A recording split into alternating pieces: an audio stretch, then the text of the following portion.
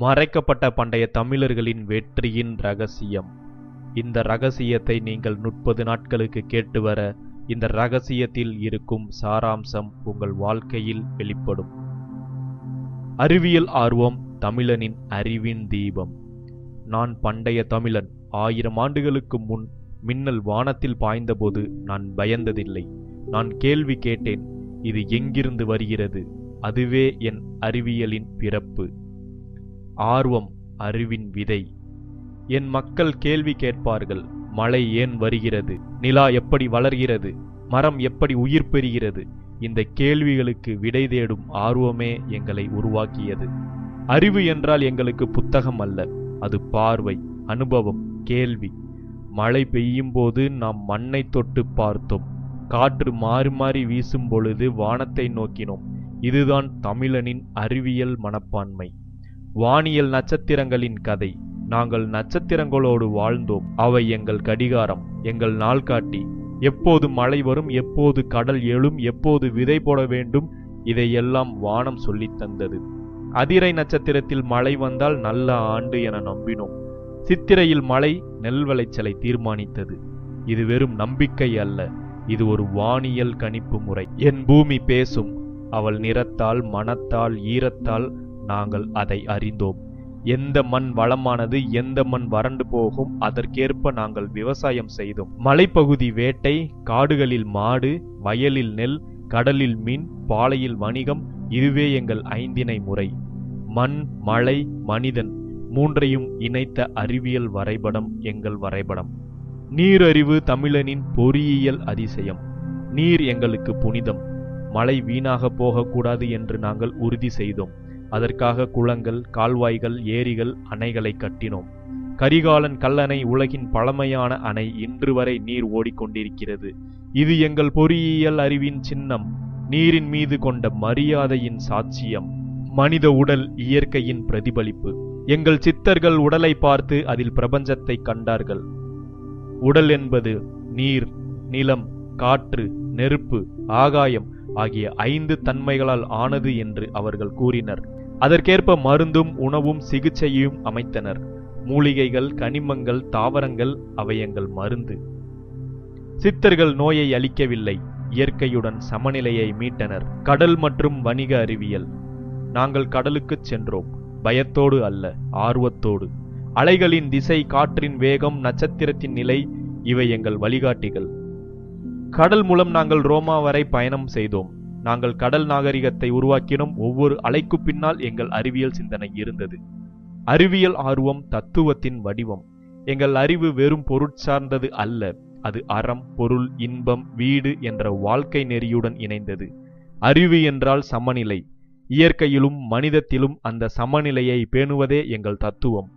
அறிவை அதிகாரத்துக்காக அல்ல, சமத்துவத்திற்காக பயன்படுத்தினோம். அதனால்தான் நம் சமூகத்தில் அறிவுதான் அரசன் என்ற நம்பிக்கை இருந்தது. இன்றைய உலகிற்கான தமிழன் சொன்ன பாடம். இன்று உலகம் அறிவியல் வளர்ச்சி என்று பெருமை பேசுகிறது. ஆனால் நான் சொல்கிறேன், நாங்கள் அதை கடந்து விட்டோம். ஏனெனில் நாங்கள் அறிவியல் வாழ்வு வாழ்ந்தோம். அறிவு எங்களுக்கு வணிகம் அல்ல, வாழ்க்கை. அது மலையிலும் மண்ணிலும் மனித உறவுகளிலும் இருந்தது. இன்று உலகம் மறந்த அந்த உண்மையை தமிழன் 1000 ஆண்டுகளுக்கு முன்பே கண்டுபிடித்தான் என்பதுதான் நிஜம். நான் தமிழன். என் அறிவு புத்தகத்திலிருந்து பிறக்கவில்லை, அது மலையிலிருந்து, மண்ணிலிருந்து, நட்சத்திரத்திலிருந்து பிறந்தது. என் ஆர்வம்தான் என் உயிர். நான் கேள்வி கேட்டேன், அதனால்தான் உலகம் என் பதிலை இன்னும் தேடிக்கொண்டிருக்கின்றது. அறிவியல் தமிழனின் இரத்தத்தில் ஓடியது. ஆர்வம் அவனது உயிராக இருந்தது. இயற்கை தமிழனின் உயிர் தோழன். நான் தமிழன். மலைகள் எனது தாயாகவும் கடவுள் எனது தந்தையாகவும் இருந்தன. பூமி எனது வீடு, மலை எனது ஆசீர்வாதம். நான் இயற்கையோடு வாழ்ந்தவன். அதை வெல்வதற்காக அல்ல, அதை நேசிப்பதற்காக பிறந்தவன். என் உலகம் இயற்கையின் மடியில். நான் வாழ்ந்த காலம் மின்சாரம் இல்லை, இயந்திரம் இல்லை. ஆனால் என்னை சூழ்ந்த அறிவு இயற்கையின் அறிவு. ஒவ்வொரு காற்றும், ஒவ்வொரு நட்சத்திரமும், ஒவ்வொரு மழைத்துளியும் எனக்கு பாடம் கற்றுத்தந்தது. எப்போது விதை போட வேண்டும், எப்போது அறுவடை செய்யலாம், எந்த மழை வளம் தரும் என்று சொன்னதே இயற்கையே. 5 என் வாழ்க்கையின் வரைபடம். நாங்கள் 5 நிலங்களிலும் வாழ்ந்தோம். மலை, காடு, வயல், கடற்கரை, வறண்ட பாலை. அவை எங்கள் வாழ்க்கையையும் உணர்வுகளையும் பாடல்களையும் நிர்ணயித்தன. மலைப்பகுதிகளில் முருகன் எங்கள் கடவுள், வேட்டை எங்கள் தொழில். காடுகளில் மாடுகள் எங்கள் சொத்து, மாயோன் எங்கள் காப்பாளன். வயல்களில் செடி கொடி பயிர்கள் நம்பிக்கை, இந்திரன் மலையை அருள்பவன். கடற்கரையில் மீனவர்கள் கடலின் மகன்கள், வருணன் எங்கள் தந்தை. பாலைவனத்தில் காற்றே எங்கள் துணைவர், வணிகமே எங்கள் வாழ்வு. இதுவே ஐந்திணை என் வாழ்க்கையின் வரைபடம், நீர் வாழ்வியலின் நரம்பு. எங்களுக்கு நீர் என்றால் வெறும் திரவம் அல்ல, அது உயிர். அதனால்தான் நாங்கள் குளங்களையும் ஏரிகளையும் கால்வாய்களையும் கட்டினோம். அது வீணாக போகக்கூடாது என கற்றுக்கொண்டோம். கல்லணை இன்றும் நீர் ஓடிக்கொண்டிருக்கிறது. இது கல் கொண்டு கட்டிய நீர் அறிவின் சின்னம். இன்று உலகம் சஸ்டைனபிள் டெவலப்மெண்ட் என்று கூறுகிறது. அதை நாங்கள் 1000 ஆண்டுகளுக்கு முன்பே வாழ்ந்து காட்டினோம். மரம் மலை கடல் எங்கள் நண்பன். மரம் நிழல் கொடுத்தது, மலை ஆற்றல் கொடுத்தது, கடல் நம்பிக்கை கொடுத்தது. அதனால் நாம் அவற்றை வணங்கினோம். பயத்தில் அல்ல, பாசத்தில். ஒவ்வொரு மரத்திற்கும் உயிர் உண்டு என்று நம்பினோம். அதனால்தான் புனித மரங்கள், மரவிழாக்கள் எங்கள் மரபு. முருகன் மலைகளில் வாழ்ந்தார். கடல் நமக்கு உணவளித்தது. இயற்கையை காப்பது நமக்கு சமய கடமையாக இருந்தது. விவசாயம் இயற்கையுடன் ஒத்துழைப்பு. எங்கள் உழைப்பு மண்ணுடன் ஒன்றுபட்டது. மழையை நாம் வேண்டவில்லை, அதனோடு நெருக்கமாக இருந்தோம். உழுதுண்டு வாழ்வாரே வாழ்வார் என திருவள்ளுவர் சொன்னார். மண்ணின் மனம், நிறம், ஈரப்பதம் பார்த்து பயிரை தேர்ந்தெடுத்தோம். நெல், சோளம், திணை எங்கள் உணவு. எங்கள் நிலத்தின் கதையாக இருந்தது. இயற்கை எங்களுக்கு மருத்துவர். மலையின் மூலிகைகள், ஆற்றங்கரையின் இலைகள் எங்களுக்கு மருந்தாக இருந்தது. சித்தர்கள் இயற்கையின் ரகசியங்களை ஆராய்ந்தனர். நோய் என்றால் இயற்கையின் ஒழுங்கு குலைந்தது என்று அவர்கள் கூறினர். அதனால் சிகிச்சை இயற்கையோடு மீண்டும் ஒத்துழைப்பது. இயற்கை நம் ஆசிரியர். நான் சொன்னதெல்லாம் கதை அல்ல, நம் நாகரிகத்தின் அடித்தளம். இன்று உலகம் பசுமையை தேடுகிறது, ஆனால் நாங்கள் அதில் வாழ்ந்தோம். இயற்கை எங்களுக்கு பாடசாலை. ஒவ்வொரு மழைத்துளியும் எங்களுக்கு அறிவை தந்தது. இன்று நீயும் நானும் அந்த மரபை மறந்தால் நம் பூமி நம்மை மறந்துவிடும். இயற்கையுடன் வாழும் தமிழன். நான் தமிழன், இயற்கையின் மகன். என் அறிவு மலையிலிருந்து பிறந்தது. என் நம்பிக்கை மண்ணிலிருந்து வளர்ந்தது. நான் இயற்கையோடு வாழ்ந்தேன். அதில்தான் என் உயிர். அதனால் நீயும் நினைவில் கொள், இயற்கை இல்லையெனில் மனிதனும் இல்லை. அறம் பண்டைய தமிழர்களின் அறிவின் இதயம். நீங்கள் ஒரு நிமிடம் கற்பனை செய்து பாருங்கள். 1000 ஆண்டுக்கு முன் நீங்கள் தமிழ்நாட்டில் மண்ணில் நடக்கும் பொழுது கால்களுக்கு கீழே மண் ஈரமாக இருக்கிறது. அருகே ஓடும் நீர், தூரத்தில் கேட்கும் பருவமழையின் சத்தம். அதே நேரத்தில் அந்த நிலத்தில் வாழ்ந்த மக்கள் உலகுக்கே ஒரு பாடம் சொல்லித் தந்தார்கள். அவர்கள் பெயர் தமிழர்கள். அவர்கள் கண்டுபிடித்த ஒவ்வொரு கண்டுபிடிப்பும் வெறும் அறிவியல் அல்ல, வெற்றி அல்ல, அது ஒரு அறத்தின் வெளிப்பாடு. அவர்கள் அறிவை ஆட்சிக்காகவும் போருக்காகவும் அல்ல, மக்களின் நலனுக்காக பயன்படுத்தினர். பண்டைய தமிழர்கள் வாழ்க்கையின் இதயம் அறம். அறம் என்பது என்ன தெரியுமா? அது வெறும் நன்னடத்தை அல்ல, அது ஒவ்வொருவரும் மற்றவருக்கு செய்யும் நம்பிக்கையின் அடையாளம். திருவள்ளுவர் இதை புரிய வைத்தார். அறத்தாறு இதுவென வேண்டா சிவிகை, பொறுத்தானோடு ஊர்ந்தான் இடை. அறம் என்பது வாழ்க்கை. அது தமிழர் நாகரிகத்தின் உயிர் மூச்சு. அந்த காலத்தில் அவர்கள் உருவாக்கிய சித்த மருத்துவம் மனித உடலுக்கும் மனதுக்கும் இடையிலான சமநிலையை காத்தது. மூலிகைகள், இயற்கை மருந்துகள், யோகம் இவையெல்லாம் ஒரு பெரிய நோக்கம் கொண்டது. அனைவரும் நலமாக இருக்க வேண்டும். அவர்கள் மருந்தை விற்பனை செய்யவில்லை, அதை பகிர்ந்தார்கள். இதுதான் தமிழர் அறிவின் வித்தியாசம். இப்போது நீங்கள் கற்பனை செய்து பாருங்கள். நீர் ஓடுகிறது, மண் மணக்கிறது, மக்கள் உழுது கொண்டிருக்கின்றார்கள். அந்த நேரத்தில் கரிகாலச் சோழன் ஒரு அதிசயம் செய்தார். கல்லணை கட்டினார். இது வெறும் அணை அல்ல, இது சமூக நெறியின் சின்னம். அவர்களின் நம்பிக்கை எளிது. நீர் ஓடினால் நிலம் விளையும், நிலம் விளைந்தால் மக்கள் வாழ்வார்கள். அந்த அணை இன்று வரை நின்று பேசுகிறது.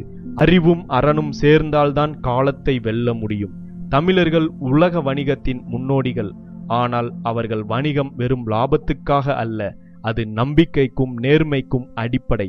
அவர்கள் சொன்னார்கள், பொய்யே பொருளென பாவித்து நடப்பவரை உலகம் பொருட்படுத்தாது. பொய்யில்லாத வணிகம், அதுதான் தமிழ் வணிகர்களின் அடையாளம். அரசர்களும் அறத்தை மறக்கவில்லை. அரசன் என்பவன் ஒரு ஆட்சியாளன் அல்ல, அவர் மக்களின் காவலன்.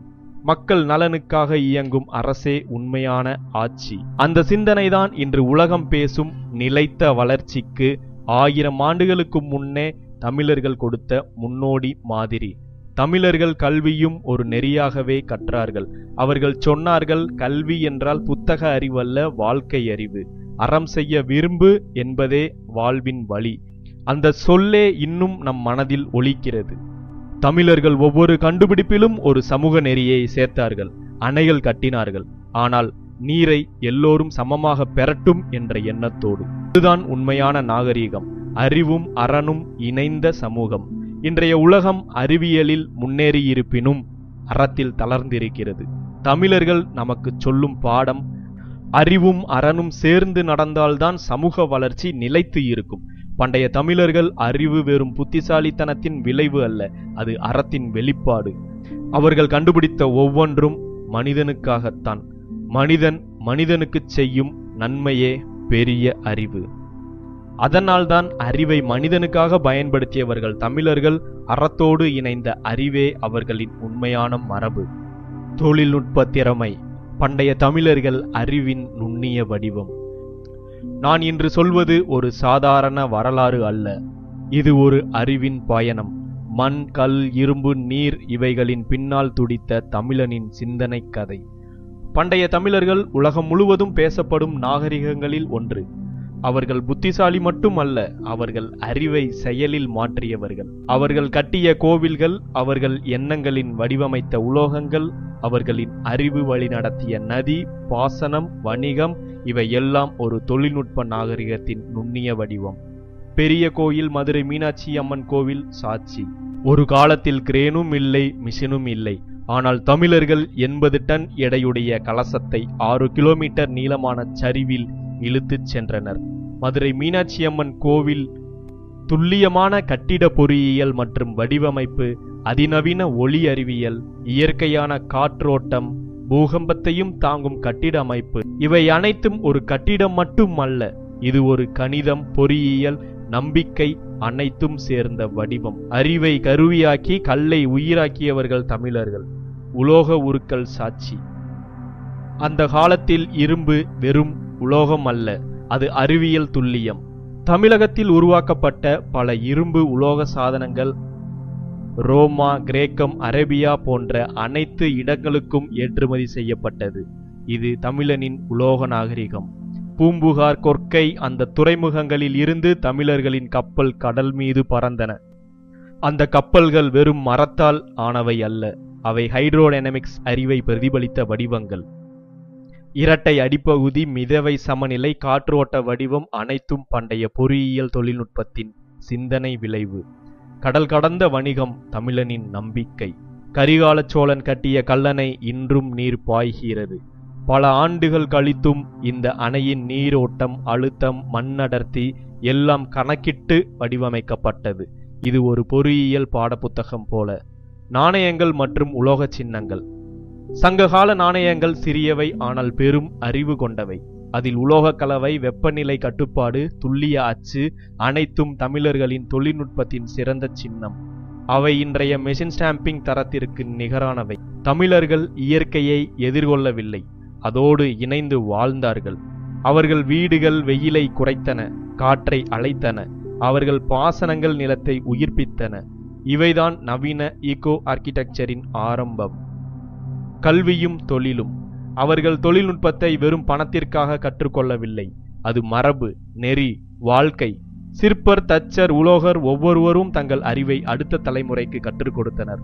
இதுதான் இன்று வொகேஷனல் ட்ரைனிங் என்று சொல்லப்படும் முறை. மண்ணிலிருந்து விண்வரை சாட்சி. தமிழனின் தொழில்நுட்பம் அது கருவி அல்ல, அது ஒரு மனிதநேய சிந்தனை. அவன் உருவாக்கிய ஒவ்வொரு பொருளும் மனித நலனுக்காக, இயற்கையின் சமநிலைக்காக. தொழில்நுட்பம் வளரட்டும், ஆனால் அதில் தமிழனின் நெறி கலந்திருந்தால்தான் அது மனிதனுக்கான நன்மையாகும். இப்படி பல ஞானத்தை, அறிவை, கண்டுபிடிப்புகளை உலகிற்கு கொடுத்த பெருமை தமிழர்களைச் சேரும். அதை ஒரு கடமையாகவோ அல்லது வேலையாகவோ செய்யவில்லை, அதை உள்ளூர உணர்ந்து உயிரோட்டமாக செய்துள்ளனர். அந்த ரகசியத்தை இப்போது நான் உங்களுக்கு சொல்லப் போகிறேன். தமிழர்களின் இந்த வாழ்க்கை ரகசியத்தை தெரிந்து கொள்ள வேண்டுமா? கவனமாக கேளுங்கள். அவர்கள் செய்த ஒவ்வொன்றையும் புரட்சி என்றே சொல்ல வேண்டும். அந்த புரட்சிக்கு பின்னால் இருந்த ரகசியம் இதோ. இயற்கையை வழிபட்டால் அனைத்தும் நடக்கும். இது தமிழனின் தத்துவ பார்வை. இயற்கையை வழிபட்டால் அனைத்தும் நடக்கும். இந்த ஒரு வாக்கியம் ஒரு நம்பிக்கை அல்ல, இது ஒரு உள் அனுபவத்தின் சான்று. ஏனென்றால் இயற்கை என்பது வெளி உலகம் அல்ல, அது நம்முள் ஓடும் ஒளி, காற்று, நீர், நிலம் ஆகியவற்றின் ஒத்திசைவு. மனிதன் இயற்கையிலிருந்து பிரிந்தவன் அல்ல, அவன் இயற்கையின் நீட்டிப்பு. அவன் சுவாசிக்கும் காற்றும் சிந்திக்கும் நரம்பும் அதே சக்தியின் வேறு வடிவம். வழிபாடு என்றால் அடிமை அல்ல, ஒத்திசைவு. தமிழனுக்கு வழிபாடு என்பது பயப்படுதல் அல்ல, அது இணைதல் ஆகும். அவன் பூமியை வணங்கினான், ஏனெனில் அவன் புரிந்திருந்தான் நான் நிலத்தின் ஒரு துகள்தான் என்று. அவன் சூரியனுக்கு தீபம் ஏற்றினான். அவன் சூரியனை வணங்கவில்லை, அவன் உள்ளே இருக்கும் ஒளியை சூரிய ஒளியோடு ஒத்திசைவு செய்ய கற்றுக்கொண்டான். அவன் நீரை அருந்திய போது அவன் தாகம் தீர்க்க அல்ல, அவன் உணர்வை தெளிவாக்கும் தியானம் என்று. இவ்வாறு ஒவ்வொரு செயலும் ஒரு உள் ஒத்திசைவு நிகழ்வாக இருந்தது. அதுவே வழிபாடு. இயற்கை வெளியில் இருக்கும் கடவுள் அல்ல, உள்ளே இருக்கும் நியதி. இயற்கை என்பது கடவுளின் வெளிப்பாடு அல்ல, அது நியதியின் வடிவம். அது செயல்படும் விதி எளிமையானது. எது ஒத்திசைவில் இருக்கிறதோ அது வளரும், எது மோதலில் இருக்கிறதோ அது அழியும். அதனால்தான் தமிழன் சொன்னான், இயற்கையை வழிபட்டால் அனைத்தும் நடக்கும் என்று. அதன் பொருள், நீ இயற்கையோடு ஒத்திசைவு பெற்றால் உன் செயல் இயற்கையின் ஓட்டத்தில் கலந்துவிடும். அப்போது உனக்கு எதிராக எதுவும் நிற்க முடியாது. இயற்கை உன் பக்கம் நிற்கும் போது நீ தீயை மதித்து அதை புரிந்து கொண்டால் அது உனக்கு ஒளி தரும். நீ அதை அடக்க முயன்றால் அது பற்றி எரியும். இதே விதிதான் காற்றுக்கும் நீருக்கும் மனிதனுக்கும் பொருந்தும். வழிபாடு என்பது இந்த சக்திகளை அடக்குவது அல்ல, அவற்றின் நடையை கேட்டு நடப்பது. தமிழன் இதை மிக நுணுக்கமாக உணர்ந்தான். அதனால்தான் அவனது வழிபாடு பூமி, நீர், நெருப்பு, காற்று, ஆகாயம் ஆகிய 5 தத்துவங்களின் அறிவியல் இசையாக இருந்தது. இயற்கை வழிபாடு உள்மாற்றத்தின் அறிவியல். இயற்கையை வழிபடுவது என்பது வெளியில் பூவை வைப்பது அல்ல, உள்ளே உள்ள சிந்தனையை மாற்றுவது. தமிழனுக்கு வழிபாடு தனி நிகழ்வு அல்ல. அவன் உழைத்த போது வழிபட்டான், அவன் நடந்து சென்ற போது தியானித்தான். ஏனெனில் அவனுக்கு செயல் என்றால் தெய்வம். அவன் நம்பியிருந்தான் செயல் செய்வதே தியானம். அந்த செயல் இயற்கையோடு ஒத்திசைவு பெற்றால் வெற்றி தவிர வேறு எதுவும் இல்லை. நன்றி வழிபாட்டின் உச்சநிலை. தமிழனின் வழிபாடு வெற்றிக்கு பின் முடிவடையவில்லை. அவன் தலை வணங்கினான் நன்றி சொல்ல. அது அவன் பணிவு அல்ல, அது அதிர்வெண் நிலைநிறுத்தல். நன்றி சொல்லும் மனநிலை மனதின் அதிர்வெண்ணை நிலைப்படுத்தும். அது அடுத்த செயலில் நம்பிக்கையையும் தெளிவையும் தரும்.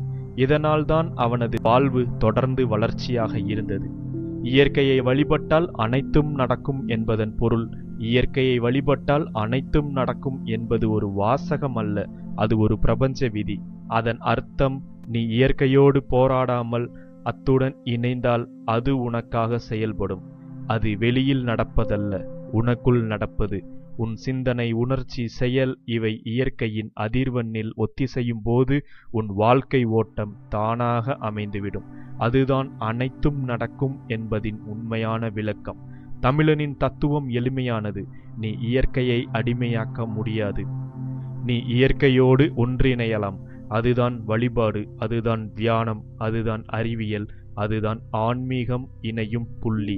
அங்கே பயம் இல்லை, பிரிவு இல்லை, ஒருங்கிணைந்த ஒளி மட்டுமே இருக்கிறது.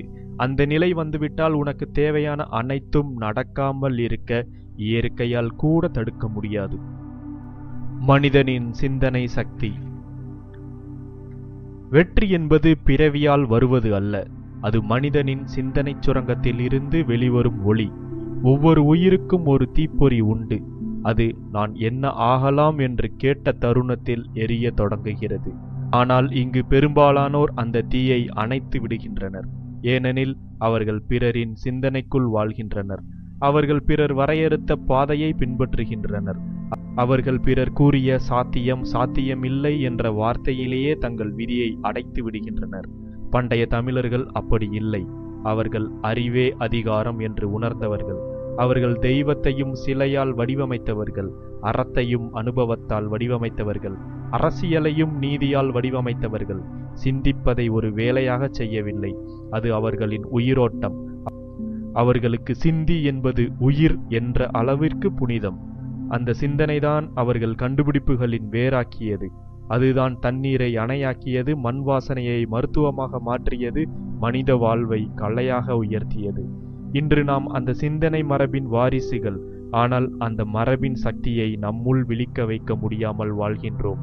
நாம் கேட்கும் ஒலி வெளியிலிருந்து வருகிறது, ஆனால் நம் உள்ளே எழும் குரல் அது மௌனத்தில் ஒளிந்திருக்கிறது. அந்த குரல்தான் உண்மையான தமிழ் மரபு. நீ வெற்றியடையவில்லை என்றால் அதன் காரணம் உனக்கு திறமையில்லை என்பது அல்ல, நீ சிந்திக்க தவறிவிட்டாய் என்பதுதான் அதன் பொருள். நீ என்ன நினைக்கின்றாயோ அதுவாகவே ஆகின்றாய். இது ஒரு வார்த்தை அல்ல, இது ஒரு உயிர் சட்டம். பண்டைய தமிழ் மாந்தர்கள் இதை ஆழமாக புரிந்தனர். அவர்கள் சொன்னார்கள், எண்ணிய எண்ணியாங்கு எய்துவ எண்ணியார் திண்ணியராகப் பெறின். எதை நீ யோசிக்கின்றாயோ அதுவாகவே ஆகின்றாய் என்பதே இந்த திருக்குறளின் பொருள். அது சிந்தனையின் விதி. அது கல்மேல் எழுதப்பட்ட தத்துவம் அல்ல, உயிர்மேல் எழுதப்பட்ட உண்மை. சிந்தனை என்பது விதை. அது மனதில் விழும்போது செயலில் முளைத்து விதியாய் வளருகிறது. நீ எந்த சிந்தனையை விதைக்கின்றாயோ அதுவே உன் வாழ்க்கையை அறுவடையாக கொடுக்கும். தமிழனின் தத்துவம் இதை நுண்ணிய முறையில் கூறியது. அறிவே உயிர், உயிரே அறிவு. அறிவு இல்லாத வாழ்க்கை உயிரற்ற உடல் போல.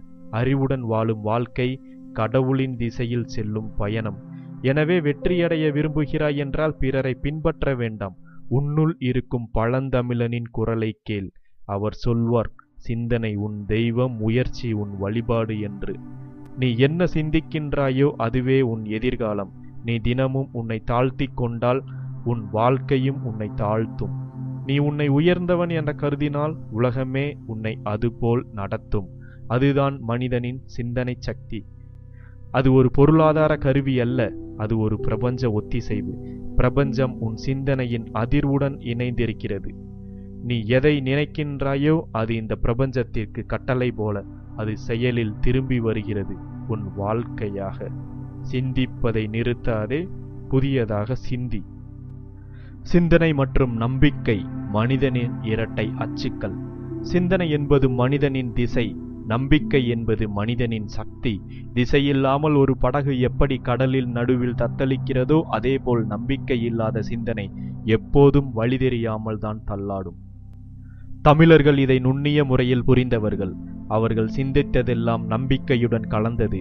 அதனால்தான் அவர்கள் அறம் என்பதை கடவுளாக கண்டனர், நம்பிக்கை என்பதை உயிராக கொண்டனர். நம்பிக்கை என்பது வெறும் மன ஆற்றல் அல்ல, அது ஒரு உயிரியல் அதிர்வாகும். அது உன் உடலில், உன் நரம்புகளில், உன் இரத்தத்தில் ஒரு ஒளியை உண்டாக்கும். அந்த ஒளிதான் உன் சிந்தனையை உயிர்ப்பிக்கும். நீ நம்பிக்கையின்றி சிந்தித்தால் அது சாகும் மலர் போல் வாடிவிடும். ஆனால் நம்பிக்கையுடன் சிந்தித்தால் அது விதியை மாற்றும். பண்டைய தமிழன் நம்பிக்கையை அவனது செயலில் வைத்தான். அவன் நம்பிக்கை நான் செய்கின்றேன், நான் முயற்சிக்கின்றேன் என்பதில் இருந்தது. உள்ளுவதெல்லாம் உயர்வுள்ளல் மற்றது தள்ளினும் தள்ளாமை நீர்த்து. வாழ்க்கையில் எப்போதும் பெரிய லட்சியங்களை நோக்கி சிந்திக்க வேண்டும். அந்த லட்சியங்கள் நிறைவேறாவிட்டாலும் உயர்வாக சிந்திக்கும் தன்னம்பிக்கை உணர்வே நம் வாழ்வில் முன்னோக்கி செலுத்தும். அந்த நம்பிக்கையின் தத்துவம் செயலின் வழியே நம்பிக்கை உயிர் பெறும். செயல் இல்லாமல் நம்பிக்கை ஒரு கனவு, செயலுடன் நம்பிக்கை ஒரு நிகழ்வு. இன்று பலர் சிந்திக்கின்றனர், ஆனால் நம்பிக்கை இல்லாமல் சிந்திக்கின்றனர். அதனால்தான் அவர்களின் சிந்தனை திசை தெரியாமல் போகிறது. அவர்கள் பிறரின் கருத்தில் நம்பிக்கை வைக்கின்றனர், தங்கள் திறமையில் அல்ல. தமிழர்கள் இதற்கு மாறான வழியில் நடந்தனர். அவர்கள் தாங்கள் சிந்தித்தனர், தாங்கள் நம்பினார்கள், அதே வழியில் அவர்கள் நடந்தார்கள். அவர்கள் சொன்னார்கள், என்னை யாரும் நம்பாவிட்டாலும் பரவாயில்லை, நான் என்னை நம்புகின்றேன். இந்த ஒரு எண்ணமே அவரை கடலுக்கு அப்பால் வணிகம் செய்ய வைத்தது, அணைகள் கட்ட வைத்தது, மருத்துவம், வானியல், உலோகம் அனைத்தையும் கண்டுபிடிக்க வைத்தது. நம்பிக்கை ஒரு மனநிலை அல்ல, அது ஒரு ஆற்றல் நிலையம். அது உன் உயிரை உன்னுடன் இணைக்கும். உன் சிந்தனை அந்த ஆற்றலுடன் இணைந்ததும் உன் செயல் தன்னியக்கமாக நுண்ணிய துல்லியத்துடன் இயங்கும். அதுதான் வெற்றியின் உள்முறைமை. வெற்றி என்பது வெளிப்புறச் செயல் அல்ல, அது உள்ளுரை கலவையின் வெளிப்பாடு. சிந்தனையும் நம்பிக்கையும் விளைவை ஏற்படுத்தும். நம்பிக்கை இல்லா அறிவு ஒரு ஓட்டுநர் இல்லா பேருந்து. அறிவு இல்லாத நம்பிக்கை ஒரு குருட்டுத்தனமான பயணம். இவை இரண்டும் இணைந்தால் மனிதன் கடவுளின் இடத்தை எட்டக்கூட முடியாது. பண்டைய தமிழர்கள் நம்பிக்கையின் வேர், அவர்களுக்கு நம்பிக்கை எங்கே இருந்தது என்றால் அவர்களின் கைகளில், அவர்களின் கருவியில், அவர்களின் செயலில். அதனால்தான் அவர்கள் கட்டிய அணை இன்றும் நின்று காட்சியளிக்கிறது. அவர்கள் கட்டிய கோவில்கள் இன்றும் வானுர உயர்ந்து நிற்கிறது. இன்றைய தலைமுறை இதை மறந்துவிட்டது. அவர்கள் அறிவை அடைந்துள்ளனர், ஆனால் நம்பிக்கையை இழந்துள்ளனர். அவர்கள் சிந்திக்கின்றார்கள், ஆனால் தங்களை நம்பவில்லை. ஒரு உண்மையை நினைவில் கொள். நம்பிக்கை இல்லாத சிந்தனை உயிரில்லாத உடல். நீ சிந்தனை செய்யும் ஒவ்வொரு நொடியிலும் உன்னுள் நம்பிக்கை இருக்க வேண்டும். என்னால் முடியும் என்று அல்ல, நான் செய்கிறேன் என்று. அந்த மனநிலை உருவாகும் போது வெற்றி தானாகவே உன் பாதையில் வந்து நிற்கும். பிரபஞ்சமே உன் சிந்தனை அதிர்வுக்கு இணைந்து இயங்கும். அதே தமிழ் மரபின் உயிர், அதே நம்முடைய முன்னோர்கள் கூற்று. அதை விழிக்க வைக்கும் போது ஒரு புதிய தமிழன் பிறக்கின்றான். அவன் பேசுவதில்லை, செய்கின்றான். அவன் உருவாக்குகின்றான். முயற்சி மற்றும் தவம் வெற்றியின் உள் ஒழுக்கம். முயற்சி என்பது ஒரு செயல் அல்ல, அது ஒரு உயிரின் ஒளியாகும். அது மனம், உடல், ஆன்மா மூன்றையும் ஒரே திசையில் ஒத்திசைக்கிறது. பண்டைய தமிழன் இதை ஆழமாக புரிந்தவன். அவன் ஒரு செயலை கடமையாக செய்யவில்லை, தண்டனையாக நினைக்கவில்லை, அதை தியானமாக கண்டான். முயற்சி திருவனையாக்கும், முயன்றின்மை இன்மை புகுத்திவிடும். அது வெறும் கடின உழைப்பை சொல்லவில்லை, அது உள் ஒழுக்கத்தை பற்றி பேசுகிறது. முயற்சியில் தளராத மனம்தான் தவம். அது கடவுள் வழிபாடு அல்ல, அது உன்னுள் இருக்கும் கடவுளை விழிக்க வைக்கும் செயல். ஒரு மனிதன் தினமும் முயற்சிக்கின்றான், ஆனால் வெற்றியடைவது ஏன் சிலருக்கு மட்டுமே? ஏனெனில் அவர்களின் முயற்சி தவமாகிறது. தவம் என்பது நேரத்தின் மீதான மரியாதை, மனதின் மீதான கட்டுப்பாடு, செயலின் மீதான பொறுப்பு. முயற்சி தன் ஆற்றலை தன்னுடைய இலக்கில் நிலைநிறுத்தும் போது அது தவமாக மாறுகிறது. அப்போது மனிதன் வெளிப்புற அழுத்தத்தால் இயங்கவில்லை, அவன் உள்ளிருந்து எரிகின்றான், பெரும் நெருப்பாக. அந்த நெருப்புதான் வெற்றியின் நெருப்பு. அதை யாராலும் அணைக்க முடியாது. அது தோல்வியையும் வெற்றியாக மாற்றும் சக்தி உடையது. தமிழர் இதை வாழ்வின் ஒவ்வொரு துறையிலும் பயன்படுத்தினர். கட்டிட கலைஞன் ஒரு கோவில் கல்லை செதுக்கும் போது அவனுக்கு அது வேலை அல்ல, அது தவம். விவசாயி ஒரு விதையை விதைக்கும் போது அது அவனுக்கு கடமை அல்ல, அது நம்பிக்கை கலந்த முயற்சி, அது தவம். மருத்துவர் ஒரு மூலிகையை பரிசோதிக்கும் போது அது அறிவியல் அல்ல, அது தவம். அப்படி எதை செய்தாலும் அதில் தவம் நிலைத்திருக்கும். அதனால்தான் அவர்களின் செயல் காலத்தை தாண்டி உயிரோடு இருக்கிறது. தவம் என்பது கடவுளிடம் வேண்டுவது அல்ல, தன் உள்ளத்தின் வாக்குப்படி நிற்பது. அது ஒரு நெறி. அது நான் சொன்னதை நான் செய்கிறேன் என்ற உறுதி. அந்த உறுதி ஒரு முறை உருவானால் மனிதனுக்கு இனி வெளிப்புற உற்சாகம் தேவைப்படாது. அவன் உள்ளுர உற்சாகமாகி விடுகிறான். அந்த நிலையில்தான் உண்மையான உழைப்பு பிறக்கிறது. அந்த உழைப்பில் சலிப்பே இல்லை, அதில் தியாகம் இல்லை, அதில் தெய்வீகம் மட்டுமே இருக்கும். வெற்றியாளர்கள் பிறக்கின்றார்கள் என்று அர்த்தமல்ல, அவர்கள் தங்கள் முயற்சியை தவமாக மாற்றுகின்றனர். ஒரு நாள் விடுமுறையையும் மனம் ஏற்காது, ஒரு தடையையும் அவர்களை தள்ளாது. அவர்கள் தினமும் செய்கின்றனர், சிறிது சிறிதாக, ஆனால் முழு மனதுடன் செய்கின்றனர். அந்த தொடர்ச்சியே பிரபஞ்ச விதி. அது தானாகவே வாய்ப்புகளை உன் வாழ்வில் கொண்டு வரும். அது பிரபஞ்சத்தின் ஒத்திசைவு. பண்டைய தமிழர்கள் இந்த நுண்ணிய முறையில் வாழ்ந்தனர். அவர்கள் சொன்னார்கள், தவமே உழைப்பு, உழைப்பே தெய்வம். அந்த சிந்தனைதான் அவர்களை பரம்பொருளோடு இணைத்தது. முயற்சி வெற்றிக்கு காத்திருக்கும் ஒரு வழி அல்ல, அது உன் உள்ளே சுயமரியாதையை உருவாக்கும் வழி. முயற்சி செய்கிற மனிதன் வெளி உலகில் பாராட்டை நாடமாட்டான். அவன் மனம் அமைதியாக இருக்கும். அந்த மன அமைதியே உண்மையான வெற்றி. வெற்றி என்பது முடிவல்ல, மன அமைதி தொடங்கும் இடம்தான் வெற்றி.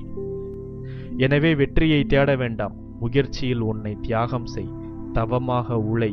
அப்பொழுது உன்னால் சாத்தியப்படும் ஒவ்வொரு செயலும் உன் அடையாளமாக மாறும். பண்டைய தமிழர்களைப் போல உன் உழைப்பை வழிபாடாக்கி வாழ்ந்தால் உலகம் உன்னை நினைவு கொள்ளும். நீ கடவுளின் செயலை தொடர்ந்து எழுதும் மனிதனாகி விடுவாய்.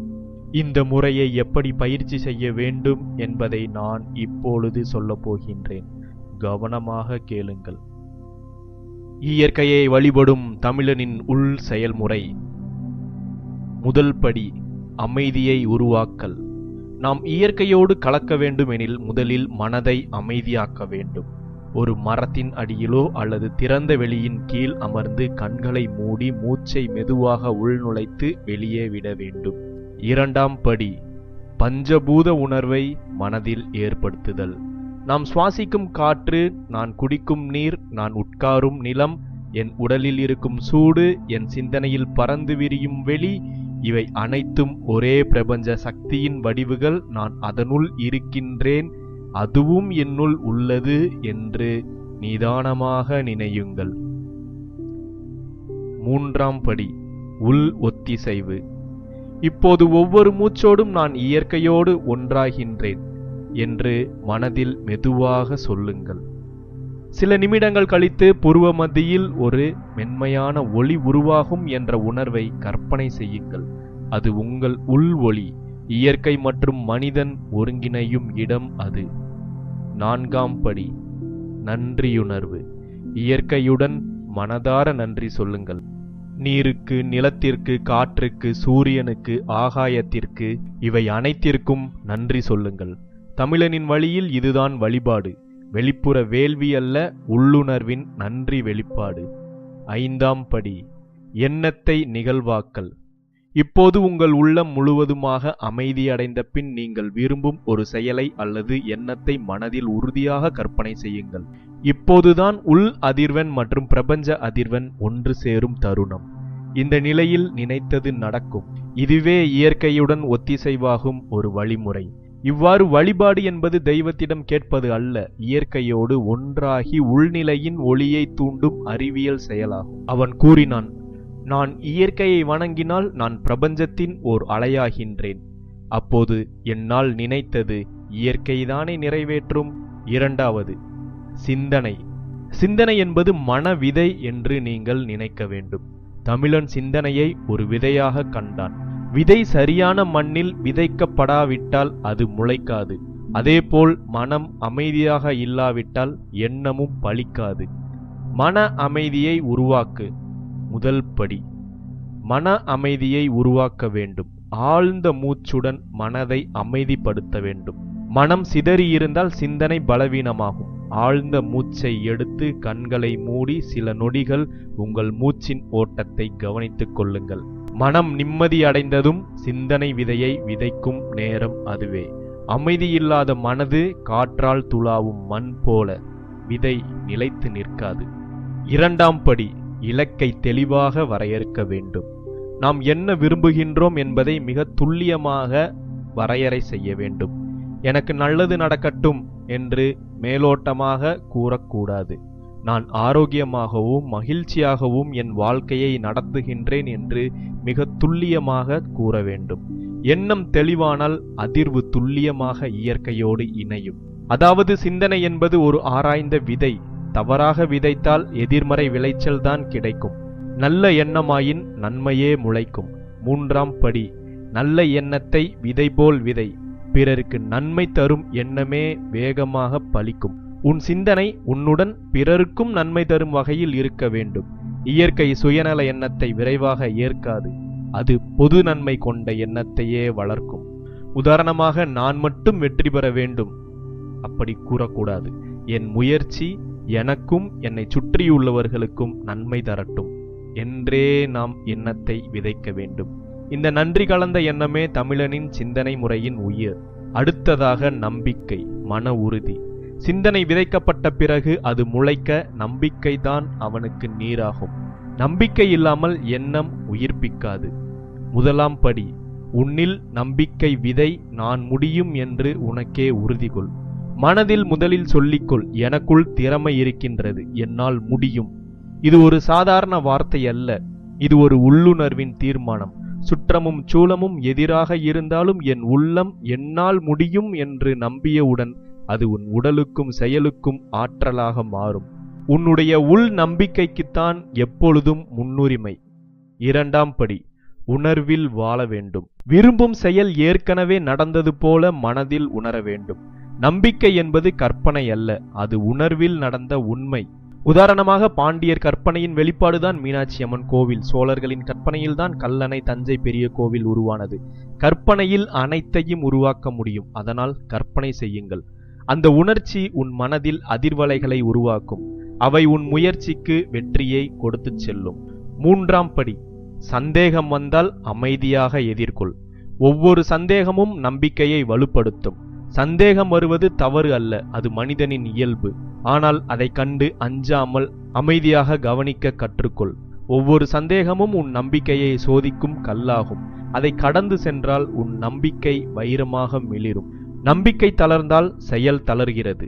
நம்பிக்கை திகழ்ந்தால் உலகமே மாறும். இப்பொழுது முயற்சியில் தவம், வெற்றியின் உள் ஒழுக்கம்.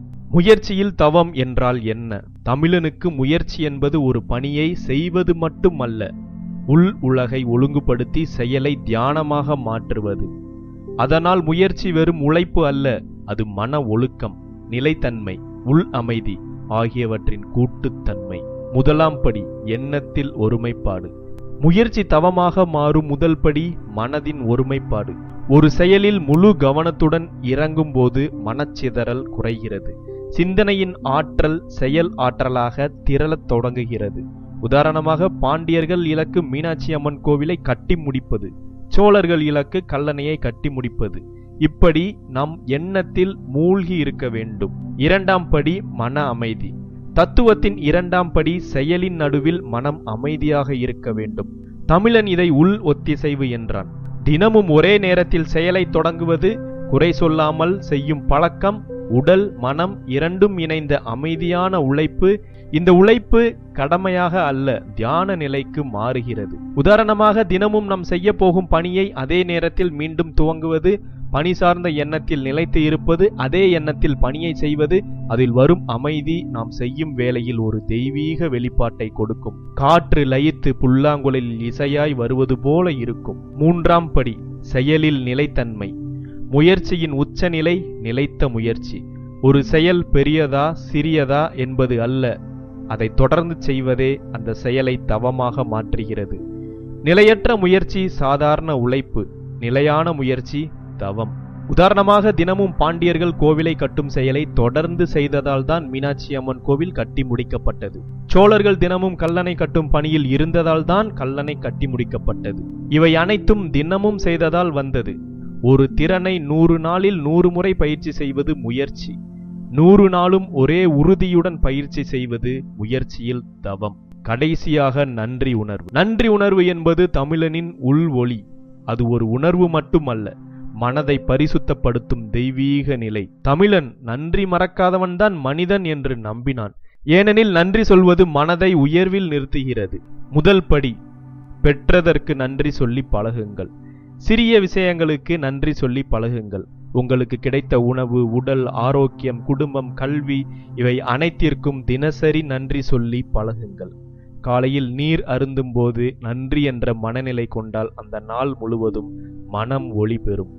பிறருக்கு நன்றி தெரிவித்தல். பிறரின் உதவி சிறியதாக இருந்தாலும் அதற்காக நன்றி சொல்வது உறவை வலுப்படுத்தும். தமிழர்கள் இதை உறவின் உயிர் என கருதினர். ஒரு நண்பன் உனக்கு சிறிய உதவி செய்தால் அதை சின்ன விஷயம்தான் என்று நினைக்காமல் நன்றி நண்பா என்று சொல்லி பழகுங்கள். அது உங்கள் மன சக்தியை அதிகமாக வளர்க்கும். இயற்கைக்கு நன்றி சொல்லுங்கள். தமிழர்கள் இயற்கையை தாயாக கண்டனர். மழை, நிலம், காற்று, ஒளி, கடல் இவை எல்லாம் உயிர்க்கு ஆதாரம். அதனால் தமிழன் தினமும் இயற்கையை வணங்கினான். காலை எழுந்தவுடன் இந்த ஒளிக்கு நன்றி, இந்த காற்றுக்கு நன்றி என்று மனதில் சொல்லுங்கள். உங்கள் மன அதிர்வை உயர்த்தி நாளை அமைதியாக்கும். நன்றி எனும் செயல் மனதில் ஒளி தரும். நன்றி மறப்பது இருள் தரும். இந்த படிநிலைகளை உங்களுடைய தேவைகளுக்கு ஏற்றாற்போல் நீங்கள் வழிபட்டு சிந்தித்து நம்பிக்கையுடன் முயற்சி எனும் தவத்தில் நன்றியுடன் இதை நீங்கள் அணுகும் பொழுது நீங்களும் இயற்கையும் ஒன்றாகி உங்களுடைய செயல் மிக துல்லியமாக நடந்து முடிக்கப்படும் இயற்கையின் உதவியோடு. இதை நீங்கள் முறையாக பயிற்சி செய்யுங்கள். உங்கள் வாழ்வில் நடக்கும் மாற்றத்தை உங்களால் கண்கூட காண முடியும். தமிழனின் மறுபிறப்பு சிந்தனையிலிருந்து உலக முன்னேற்றம் வரை. தமிழனின் மறுபிறப்பு என்பது ஒரு நிகழ்ச்சி அல்ல, அது ஒரு விழிப்பு. ஒரு தனி மனிதனின் விழிப்பே ஒரு சமூகத்தின் எழுச்சி ஆகும். அந்த விழிப்பு சத்தம் எழுப்பாது, அது மனதின் அடியில் அமைதியாக ஒரு தீப்பொறி போல துளிர்க்கும். பண்டைய தமிழன் அந்த குரலை கேட்டான். அதனால்தான் அவன் உலகையே ஆச்சரியப்படுத்தினான். அவன் கண்டுபிடிப்புகள் மண், மலை, நட்சத்திரம், கடல் போன்றவற்றில் இருந்து வந்தன. இயற்கைகளை எதிரியாக பார்க்கவில்லை, அதை புரிந்து அதனுடன் இணைந்து வாழ்ந்தான். அவனின் அறிவு கம்ப்யூட்டரில் இல்லாமல் மண்ணில் இருந்தது. அவனின் பள்ளி வானத்தில் இருந்தது. அவனின் ஆசான் அனுபவம். அந்த தமிழன் மீண்டும் வரப்போகின்றான். ஆனால் இம்முறை அவன் கையில் கனவு இருக்கின்றது. அவன் போரிட மாட்டான், புதுமை செய்ய போகின்றான். அவன் ஆட்சி செய்ய போகின்றான், தீர்வு வழங்கப் போகின்றான். அவன் தேசத்துக்காக மட்டுமல்ல, மனித குலத்துக்காக சிந்திக்கப் போகின்றான். இந்த மறுபிறப்பு ஒரு அரசியல் புரட்சி அல்ல, இது சிந்தனை புரட்சி. நம்மை நாமே மீண்டும் கண்டுபிடிக்கும் பயணம் இது. நம்முள் உறங்கும் பண்டைய தமிழன் எனும் சிந்தனை உயிர்ப்பெடுக்கும் நேரம் இது. அவன் சொல்வான், நான் பண்டைய தமிழன் அல்ல, நான் புதுமை தமிழன். எனது மரபு புதைக்கப்பட்டது அல்ல, விதைக்கப்பட்டது. அது துளிர்க்கிறது. நான் பூமியில் கால் பதித்தவன் மட்டுமல்ல, நான் பல யுகங்களில் வாழ்ந்தவன். என் இரத்தத்தில் தமிழ் மொழி ஓடுகிறது, என் மூச்சில் சிந்தனை இருக்கிறது. இன்று நாம் அவனின் வாரிசுகள். ஆனால் அவனின் சிந்தனை நம்முள் இன்னும் முழுமையாக விழித்திருக்கவில்லை. நாம் கல்வி பெற்றிருக்கின்றோம், ஆனால் அறிவை பயன்படுத்தும் தைரியம் இன்னும் வளரவில்லை. நாம் தொழில்நுட்பத்தை கற்றிருக்கின்றோம், ஆனால் மனித நலனை மையப்படுத்தும் நோக்கம் இன்னும் இல்லாமல் போயிருக்கிறது. தமிழனின் மறுபிறப்பு அதன் மையத்தில் ஒரு வார்த்தையை கொண்டிருக்கின்றது: அறம். அறமில்லாத அறிவு அழிவு. அறத்துடன் கூடிய அறிவு உலகத்தை உயிரோடு வைத்திருக்கிறது. எனவே தமிழனின் புதிய வழி இது. அவன் அறிவை உருவாக்குவான், ஆனால் அதில் மனித உணர்வு இருக்கும். அவன் தொழில்நுட்பம் உருவாக்குவான், ஆனால் அதில் இயற்கைக்கு மரியாதை இருக்கும். அவன் வெற்றி பெறுவான், ஆனால் வெற்றிக்கு அடிமையாக மாட்டான். இந்த புதிய தமிழன் ஒரு சிந்தனையாளர் மட்டுமல்ல, அவன் உலகம் தேடும் தீர்வை உருவாக்குவான். அவன் பிரச்சனைகளை கண்டு பயப்பட மாட்டான். அவன் தோல்வியை எதிரியென காண மாட்டான், அது அவனுக்கு ஆசிரியன். அவன் பயணத்தை முடிவாக காண மாட்டான், அது அவனுக்கு பரிணாமம். அந்த மனநிலைதான் தமிழனின் மறுபிறப்பு. அது ஒரு நாட்டின் முன்னேற்றம் அல்ல, அது ஒரு மனிதகுலத்தின் அடுத்த கட்டம். அது அறிவியல், தத்துவம், ஆன்மீகம், சமூக நெறி இவை அனைத்தையும் ஒரே தளத்தில் இணைக்கும் முயற்சி. அது பூரணமான முழுமையடைந்த மனிதன். ஒரு நாள் உலகம் திரும்பி பார்க்கும், இவர்கள்தான் புதிய சிந்தனைக்கு பிறப்பளித்த மக்கள் என்று சொல்லும். அது ஒரு நாட்டின் பெருமை அல்ல, அது ஒரு மனிதகுலத்தின் நம்பிக்கை. தமிழனின் மறுபிறப்பு தொடங்கிவிட்டது. அது உள்ளத்தில் ஒரு கேள்வியாக துளிர்க்கிறது. நான் ஏன் இங்கு வந்தேன்? நான் என்ன செய்ய போகின்றேன்? நான் மனித குலத்திற்கு என்ன கொடுக்க போகின்றேன்? அந்த கேள்வி எழுந்தவுடன் அறத்துடன் நிற்க தயாராகிவிட்டான். அறிவின் ஒளி புதிய தமிழனின் பயணம். தமிழனின் பயணம் முடிவதில்லை, அது ஒவ்வொரு தலைமுறையிலும் புதியதாக தொடங்குகிறது. அது ஒரு கதையல்ல, அது ஒரு சுழற்சி. மனிதன் தன்னை தேடிச் செல்லும் நித்திய பயணம். பண்டைய காலத்தில் தமிழன் கல் மீது எழுதினான், இன்று அவன் கம்ப்யூட்டர் திரையில் எழுதுகின்றான். ஆனால் அவன் எழுதும் எழுத்திற்கு பின்னால் இருக்கும் ஆன்மா அதே. நான் இருக்கின்றேன், நான் சிந்திக்கின்றேன், நான் படைக்கின்றேன். அதுவே தமிழனின் நித்திய அடையாளம். அறிவு தமிழனின் ஒளியாக மாறும் தருணம். அறிவு தமிழனுக்கு பொருளாதார வழி மட்டும் அல்ல, அது உயிரின் வெளிச்சம். அறிவை அவன் படிக்கவில்லை, அனுபவித்தான். அவனுக்கு அறிவு என்றால் புத்தகம் அல்ல, அறிந்த உண்மை. அவன் சொல்வான், அறிவை பெற்றால் மனிதன் வெற்றி பெறுவான், ஆனால் அறிவின் நோக்கத்தை அறிந்தால் மனிதன் உயர்ந்து விடுவான். இந்த உலகம் இன்று தொழில்நுட்ப பெருக்கத்தால் மனிதனை தொலைத்து கொண்டிருக்கிறது. தமிழன் மீண்டும் நினைவூட்டுகின்றான், அறிவின் வெளிச்சம் இருளை வெல்லும் போது மட்டுமே உலகம் உயிரோடு இருக்கும் என்று. புதிய தமிழன் ஒரு நாட்டின் குடிமகன் அல்ல. அவன் பேசுவது வெற்றியை பற்றி அல்ல, பயணத்தை பற்றி. அவன் கனவு காண்கின்றான், ஆனால் அதற்கு பின்னால் ஒரு தத்துவம் உண்டு.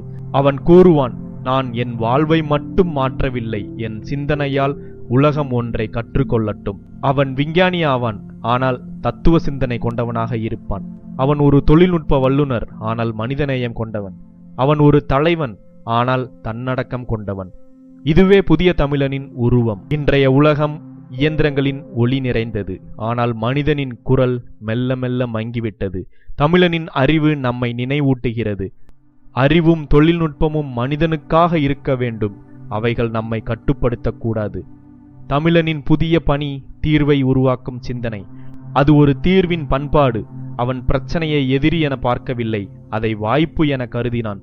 அவன் தன் வாழ்வில் பிரச்சனை வந்தால் அது அவனுக்கு புதுமையை தூண்டுகிறது. அவன் சொல்வான், பிரச்சனை இல்லாத வாழ்வு சுலபமானது, ஆனால் பிரச்சனை நிறைந்த வாழ்வே முழுமையானது. அவன் வாழ்க்கையில் எந்த சிக்கலையும் ஒரு தீர்வாக மாற்றுகிறான். இதுவே அவனை மற்றவர்களிடமிருந்து வேறுபடுத்துகிறது. தமிழனின் அறிவு உலகின் திசைகாட்டி. தமிழனின் அறிவு மண்ணில் பிறந்தது, ஆனால் அதன் ஒளி வானத்தை அடைந்தது. அது ஒரு நகரத்தின் ஒளி அல்ல, அது ஒரு மனித குலத்தின் வழிகாட்டி. பண்டைய தமிழன் நமக்கு சொன்னான், அறிவை உருவாக்கு, ஆனால் அதில் அறம் கலந்து இருக்கட்டும். இன்றைய உலகம் அந்த பாடத்தை மறந்துவிட்டது. ஆனால் தமிழன் மீண்டும் அதை நினைவூட்டப் போகின்றான். அவன் புதிய கண்டுபிடிப்புகளை செய்கின்றான். அவன் செயற்கை நுண்ணறிவை கற்றுக்கொள்வான், ஆனால் அதில் மனித உணர்வை சேர்ப்பான். அவன் வானத்தில் ராக்கெட் அனுப்புவான், ஆனால் பூமியில் மரம் நடுவான். இதுவே புதிய தமிழனின் சமநிலை. அறிவும் அறனும் இணைந்த வடிவம். இறுதி உண்மை. சிந்தனை தொடரட்டும். தமிழன் வெற்றி பெற்றான் என்றால் அது ஒரு நிகழ்வு அல்ல, அது ஒரு தொடக்கம். ஒவ்வொரு வெற்றியும் புதிய சிந்தனைக்கான வாயிலாகும். அவனுக்கு முடிவு என்ற வார்த்தையே இல்லை, அவனுக்கு அடுத்த கட்டம் என்றே இருக்கும். அவன் சொல்வான், நான் இறப்பதில்லை, என் சிந்தனை உயிரோடு இருக்கும் வரை நான் இங்கேதான் இருக்கின்றேன். அவனின் சிந்தனை மாறும், ஆனால் அதன் நெறி மாறாது. அவனின் வடிவம் மாறும், ஆனால் அதன் நோக்கம் நிலைத்திருக்கும். தமிழன் என்பது ஒரு பெயர் அல்ல, அது ஒரு சிந்தனையின் ஒளி. அது உலகத்தை உயிருடன் வைத்திருக்கும் மனித அறிவின் வடிவம். புதிய தமிழனின் பயணம் இங்கிருந்து தொடங்குகிறது. அவன் பல நூற்றாண்டுகள் பழைய மரபின் வாரிசு, ஆனால் அவன் மனம் எதிர்காலத்தின் வழிகாட்டி.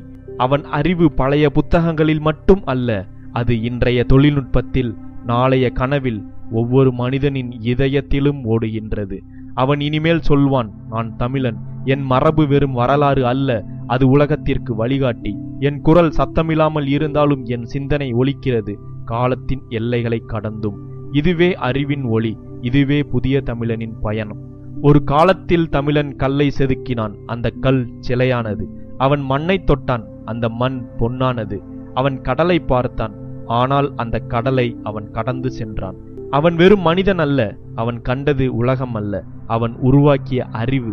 இன்று நீ அந்த தமிழனின் வாரிசு.